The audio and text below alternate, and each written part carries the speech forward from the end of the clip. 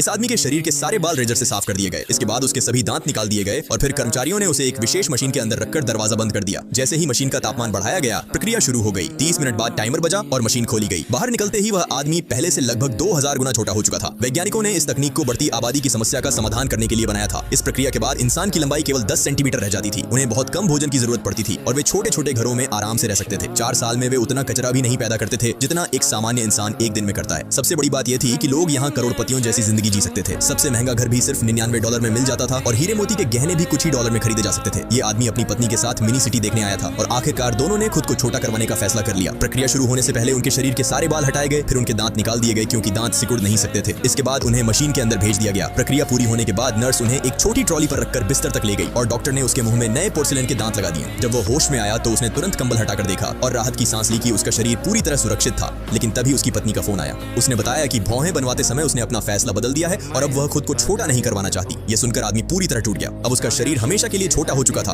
और इस प्रक्रिया को वापस नहीं किया जा सकता था। उसके लिए यह किसी तलाक से कम नहीं था। दिल टूटने के बाद वह अकेला मिनी दुनिया में रहने चला गया। कुछ समय बाद उसके आलीशान छोटे घर पर एक पार्सल पहुंचा। उसके अंदर वही हीरे की अंगूठी थी जो उसने अपनी पत्नी के लिए खरीदी थी। साथ ही तलाक के कागजात भी रखे हुए थे। आखिरकार मजबूर होकर उसने उन कागजों पर हस्ताक्षर कर दिए।